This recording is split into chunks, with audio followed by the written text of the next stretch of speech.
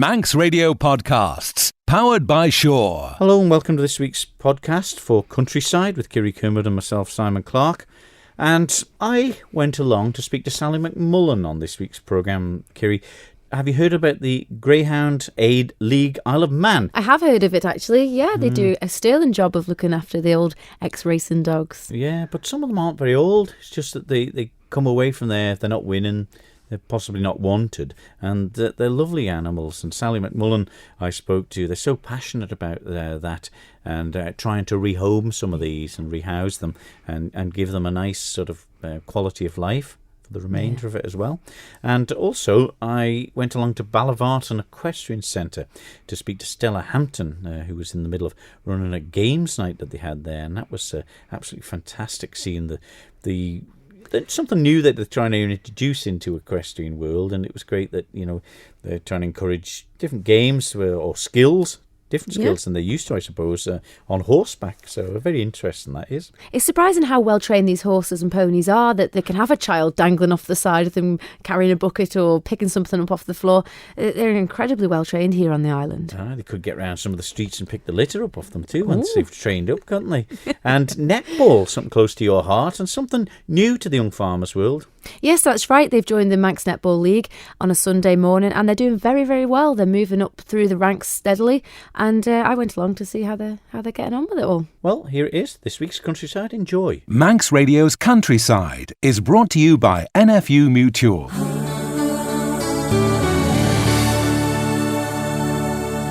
But we'll start with greyhounds, Kiri. What do you know about them? They're very fast. They're dogs. Yeah, they are, and they do a lot of racing, not particularly on the Isle of Man, but the greyhounds, I suppose, if they're not winning, some people don't want them anymore. They want the ones that are going to win all the races for them.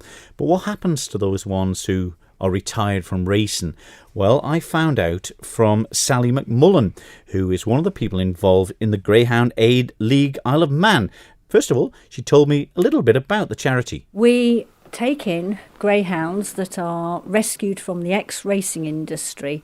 Once they're in sanctuaries in the UK where they are assessed, we'll find a home on the Isle of Man, and then we will go across to the UK and transport it back to the Isle of Man to its new home once we've matched it with a home. So do you get people calling the charity and saying, you know, I'd quite like to help you out and take on one of the greyhounds, and may have kids or they might be elderly? Is that the sort of way it works? Yes, it is. Very often people will have met greyhounds when they're out and about, and they appreciate what nice dogs they are and how gentle they are. And then when the time comes that they need a dog themselves, they will very often contact us, and then we find a dog that meets their home requirements, whether they've got children or other pets, whether it's cats or dogs. Once we've assessed their home, we then find a dog that meets those requirements and transport it back to the Isle of Man. And it doesn't end there, because we do follow up and we do help with advice and information and any other help they might require in getting the dog settled into its new home. Well, there's 4 of them surrounding us here now, and there's not a squeak out of them. Are they always like this when they're inside? They are. They're extremely lazy dogs. They've had their walk for this morning, where we had a nice long walk on the beach, and they potted along quite happily.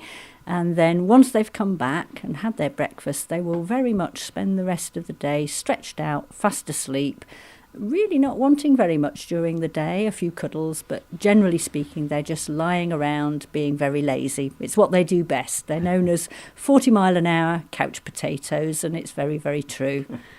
A lot of them are coming from the greyhound racing world. I mean, what sort of lifespan do they get in the world of racing? Is it quite a short career for them? It can be extremely short. They will breed round about 10,000 greyhounds a year. The racing industry doesn't need that many, so it picks and chooses the best out of the 10,000. So out of all those that are bred, very many are discarded in the very early stages as not being suitable for racing, so they can be 1 year old 2 years old maybe. Some of them will be tried for racing. They'll be given 2 or 3 opportunities, and then if that doesn't work out, they're back out into the rehoming scenario. Some of them that are successful maybe go on for 3-4 years, providing they're not injured, because if they're injured again they come back out for rehoming.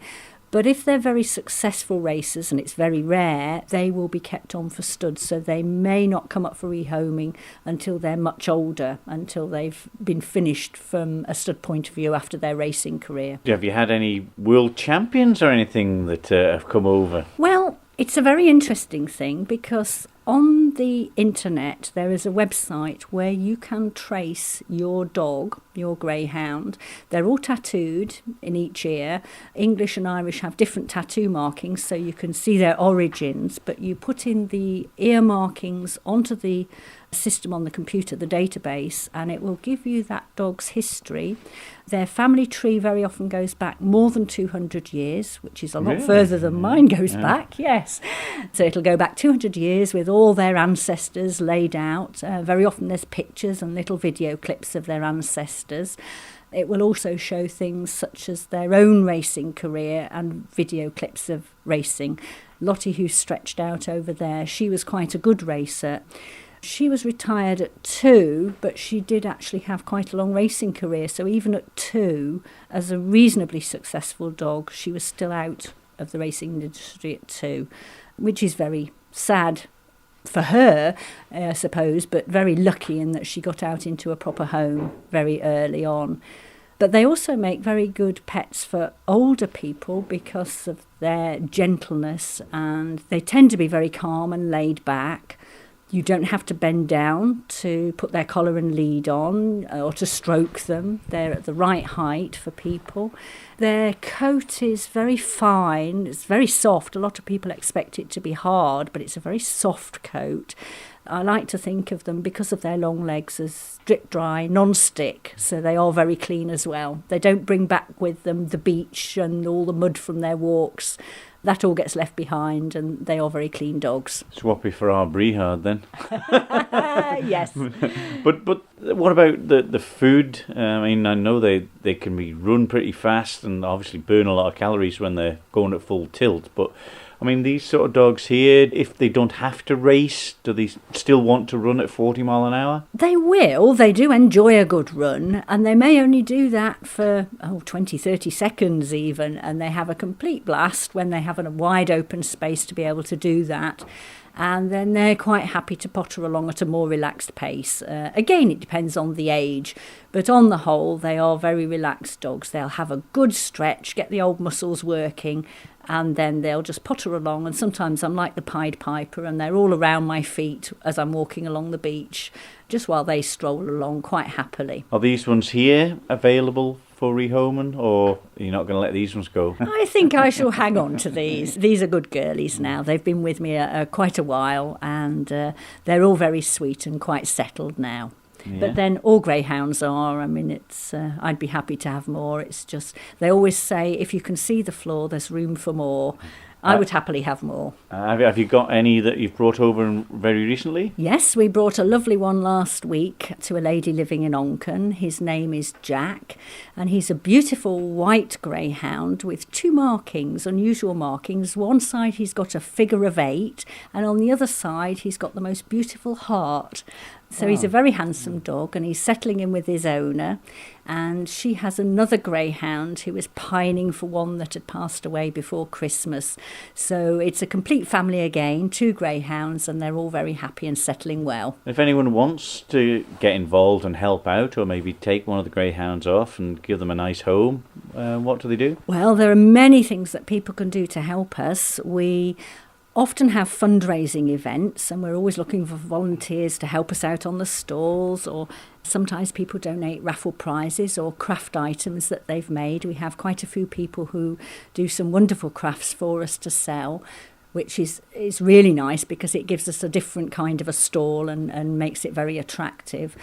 So they can help in many ways. And if they are wanting to home a greyhound, They can meet these greyhounds and see what they're like, and we can bring the greyhounds to their home, introduce them to other pets or children as may be appropriate, and just to give them a taster of what a greyhound is like in their home. And then we do the formalities, all the information we need about the home, and then we source the greyhound from various connections within the UK. At that point, we go across to the UK, collect the greyhound and bring it back to the Isle of Man and deliver it to its new home. It does work very well. And I have to say also, it's not just greyhounds, it's sighthounds in general, which is an umbrella term really for lurchers and which are greyhound crosses, long dogs, any kind of sighthound we're happy to rehome on the island. That's not a problem. The contact details? I'm Sally and my phone number is 409 543.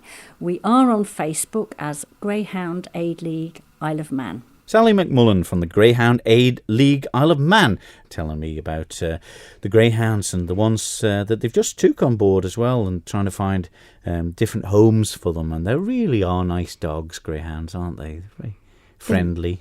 They're very quiet, aren't they, generally? They're very delicate sort of dogs. They don't take much room up either. No. But, they're nice and calm, aren't they, usually? So they make lovely pets.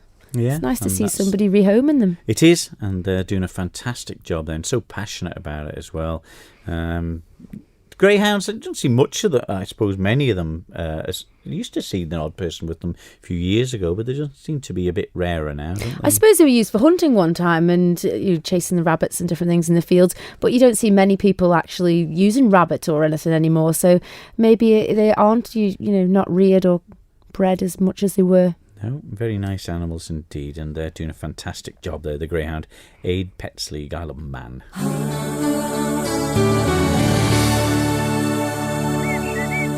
Manx Radio's Countryside is brought to you by NFU Mutual.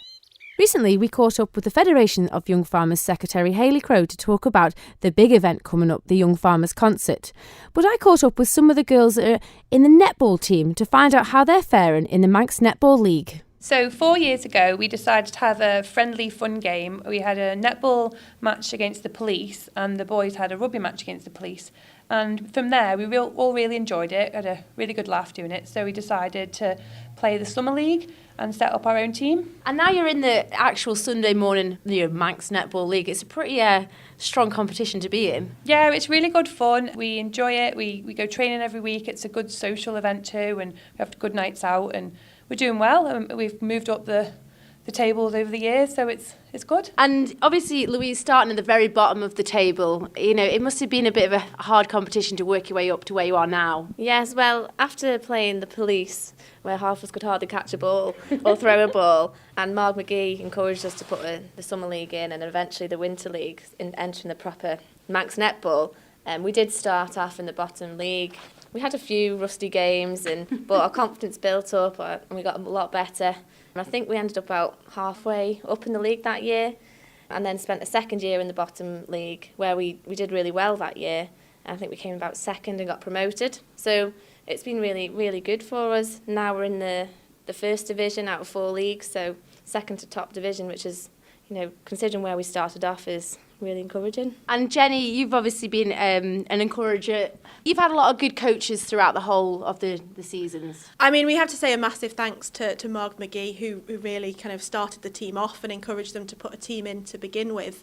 And also a massive thanks to Ballasalla Netball Club, who have let us join in with their training and really provided the coaching for the team. And I think without Marg and without the coaches down at Ballasalla, we wouldn't have been able to get to where we have. So I think just thanks has to go to them. But also you've got lovely new dresses as well. Yeah, I think we have to thank our sponsors as well for getting us to where we are. It started off with Bobby Sadler's, who sponsored us that first year and enabled us to get a kit.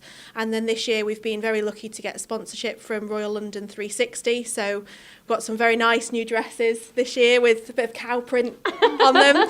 So really feeling the part. There's obviously lots of players needed for a Sunday morning. And with you guys as a vet, a doctor, a nurse, teachers, there's lots of shift work there involved, so you need good numbers to cover a Sunday. I think, yeah, especially in this team, there is, as you say, a wide variety of professions there. I think there's 2 doctors, vets, nurses, teachers, and yeah, it can be challenging. So often we need a slightly bigger squad, and we need the odd player that can really play anywhere on the court. So we have got a couple of players who can really play everywhere, and that helps us really on a Sunday. And you're looking for next year possibly having a second team? I think that's the hope.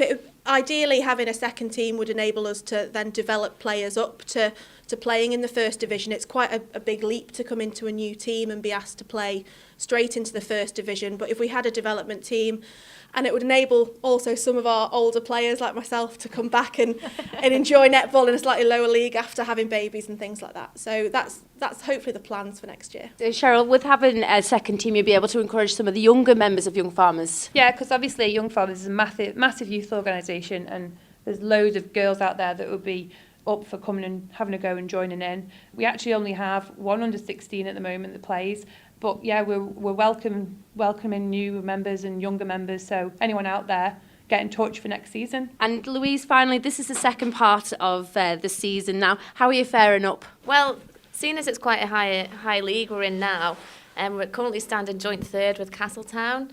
It's been a really close league, actually. Had some really competitive games, some tough matches. We're quite a tough team, I think. We're not we're not afraid to be quite physical, would you say?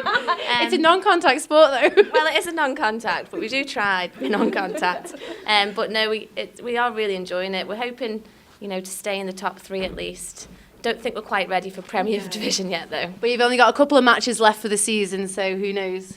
That's it, but we'll see. Wait and see. That was Cheryl Curfey, Louise Slater and Jenny Harris from the Young Farmers netball team. Well, something new for the Young Farmers Federation, wasn't it, Kiri? Branching out into different ones to try and capture a little bit of a wider sort of trappings, really, from the world of sport and pastimes, and not just farming, isn't it? That's right. They joined the Isle of Man Manx Netball League, and they're working their way up through the league very, very successfully. So it just shows that there's more to young farmers than agriculture. But they're a great ambassador to the young farmers. Not quite as dainty as it looks, a game of netball. You think it's just going to lob it to you, and I'll hold on to it for... Is it 3 seconds? 3 seconds, yeah. No, but it's very feisty nowadays, and they have a 50-50 contact rule, so you can, give a bit of an elbow or a push here and there and get away with it. But is that why you're in one of the top teams, is it? Say no more. You're listening to Countryside here on Manx Radio with Kiri Kermode and myself, Simon Clark. Well, horses, we've spoke about various different events that are available to Isle of Man people who are involved in equestrian. We've had polo on the programme, riding for the disabled the other week there. We do horse carriage and pony trapping. But I went along to the Ballavarton Equestrian Centre to catch up with Stella Hampton, who was there on an equestrian games night. She told me, firstly, what it was all about. Well, the amount of people here, Stella, it's been quite a success, this event. It has been a very good success, yes. We've had about 50 competitors every Friday night over the last 6 months competing in our event here at Ballavarton. This is something new, though, is it? I mean, some people say, you can only do the same events on horses, whether it's jumping or running, pony trapping, but this is something new, and the amount of youngsters that are here seems to show that it's a success. It is, yeah. We've been doing the Pony Club games for years now. We've been going away and taking teams away. And this winter we decided to put a sort of a league on over the winter for doing the Pony Club games, and Milcreasts were kindly good enough to sponsor us. What events has been happening here? Just tell the listeners what you've been trying to make these people do, hanging off horses like a circus act here. Yes, it is. We've been doing the cup race where they have to move cups from one post to another, the bending race where they have to bend the ponies in and out of the poles. They've had to get off and run over stepping stones. Tonight we got them to try and throw tennis balls into a bin, and they had to try and aim to get the tennis ball into the bin. So it's all different obstacles on horseback. Yeah, seemed to be a lot of laughing at some poor misfortune once, couldn't it? No, there is no laughter at all at some poor misfortunate We'll ones. soon find out about that in a minute. But this is something that you're going to continue after this year's events? Hopefully we'll do it each winter, yes. It's something good to do during the winter, so hopefully. And Ballavarton's such a good venue because it's the right size that we can all fit in and do it. The only trouble is I think it might be more people wanting to do it next year. James Mulchrist, you're involved with the sponsorship there. How did you get involved in this? Well, we get involved because my kids both ride with Stella, so naturally she approached me. We've been involved with horse riding type events for many years on the island, so it's great to be involved, and it's really good for the kids to have something to do through the winter. Most people think of horse riding events happening through the summer when, in the light nights and things. So it's great for the kids to have something to aim for through the winter. Yeah, and I suppose some of the events can get a little bit serious, that they suppose they have to be. But this sort of event, they can let the hair down a little bit, can't they? Although it is very competitive. Yeah, it is competitive, but it's fun as well, and you've only got to watch it to see them having great fun. I mean, throwing balls into a bucket, as Stella said there, it's great fun. They've got to pick cups up off posts and put them on posts whilst trying to ride a pony as well. It's great fun. Didn't see you on the horse yourself, though? No, not this evening. I might take part next time, but it is only for kids, so I'll have to wait for the adults version. Yeah, that'll happen, I'm sure. I'm sure. So let's speak to some of the riders involved and competitive this evening. Who are we talking to? Molly Howland. And enjoying this series? Yeah, it's really good. What's your favourite game in this? The bending game, because it's fastest. All right, are you a speed one, are you? Not one of these slow dressage type events? No, I'm the fastest. Mm-hmm. Is it as difficult as it looks? Yeah, it is quite difficult, like trying to stop and do all the games at the same time. Which is your poorest one? Probably the cup game, because I just can't get the cups on the post. All right, but it's all enjoyable all the same. There seems to be no fear at you. No, not at all. Not really? No. Who else do we got to talk to here? Ellie. And how many times have you done this? Quite a few times. Yeah. And it's not put you off, some of these? They look quite tough, the events. Yeah. No, it doesn't put me off that much. No. How difficult, I suppose some of the horses just want to go in a straight line and they do fairly simple things. Is this a lot harder to train the horses to get to do what they want what you want them to do? Yeah. It can be quite difficult sometimes, but other occasions they're just they listen to you. Is this something that once the horses have done it once or twice, they get used to what you're expecting them to do? Yeah, it gets quite easy for the horses after they know what to do. And is it hard on the rider, because there seems to be a lot of change in direction pretty quickly? Yeah. You have to hang on tight. Yeah. But all enjoyable. You're going to do it again next year? Yeah. You got one more. You got the big event at the end, haven't you? Yeah. Yeah. Can you win anything yet? I'm going to try. Oh, well, good luck. Thank you. Well, it's not just girls that are taking part. Oh no, not at all. Percy, Hampton, you'll be well versed on the horse side of it now. I suppose you'll have to do as you're told, won't you? Oh, you're not wrong there. Too many women around to not be doing that. But it seems an enjoyable event. You just need to look around it here now and see it's something different in the horse world, isn't it? Oh yes. Oh, it's always different. You never do the same thing.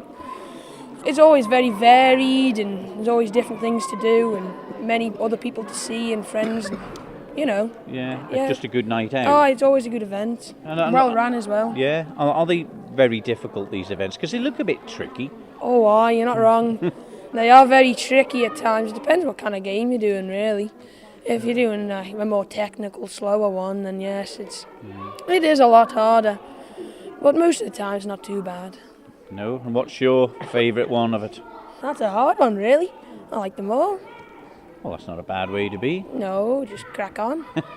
Well done anyway. And lastly, we're going to speak to Lucy Parsons. Now, you've been enjoying this series, and is this your first year in it?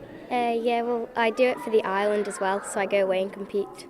Oh, in the game side of it? All right, and how many go away from the island? We normally have 1 or 2 teams away. Yeah. But for the pony club. And how different is an event like this to what you used to do? No, is it the same type of events? Yeah, it changes the games and all that, like it does here. But we go away and we're out in a field, with loads of other horses that can just go, and it's a massive open field with only rope to keep you in. Is that difficult for the horses, or do some like to be in a nice small confined space and some like the big outdoor, or are they quite adaptable? Well, my pony wasn't. Ooh. He just went off. Right, outside? Doing his own things, yeah.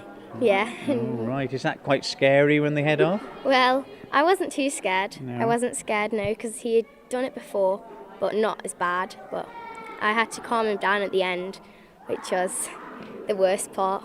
Is it quite a trek bringing your horses from over here over to the events in the UK? I mean, are they quite do they take it very serious over there? Yeah, it's really serious, but we can qualify for a thing called zones.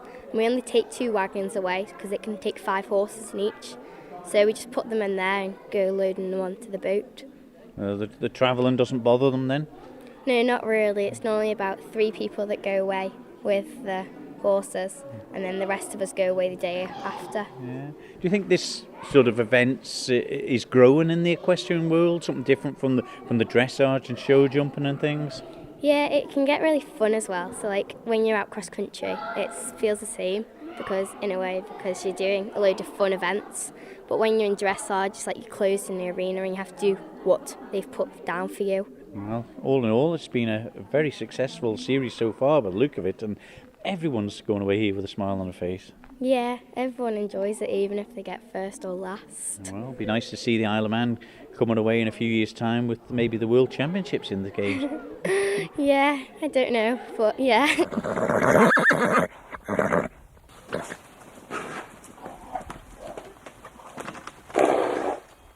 Stella Hampton there at the Ballavarton Equestrian Centre on the games night, and some of the people that were there also, some tricky old manoeuvres that had to be carried out on horseback there, I must say, and it just reminded me a bit about It's a Knockout in the olden days, you know, where they had these, and it's great that the people are trying these different things, you know, not just the basic things, the dressage, the jumping and things that they've had in the past, and now they're just trying to encourage more different things, because everyone likes, it's like athletics and things, isn't it? Some like the discus, some like running, some That's don't right. like running. But some of these children are only quite young and they're hanging off the side of these speeding ponies. They're fearless, aren't they? No fear at that age, though, is there? No, I suppose you bounce not. back up off the ground again.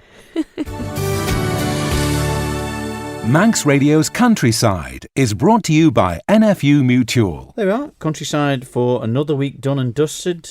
Great to speak to Sally McMullen again. So passionate about the Greyhound Aid Bleak Isle of Man, and doing a wonderful job trying to rehome some of these greyhounds that maybe aren't wanted by some owners, but certainly great creatures. And also, still laughing about some of them events that they were performing on the horseback, let me tell you. Not quite to circus standard, but it's great to see some of the fear that isn't in the younger kids today, you know, just leaning off the horses and picking things up, and something new to encourage people, because, you know, I suppose lots of sports have the same boring old things that people think that. Yeah. But so to introduce something new is great.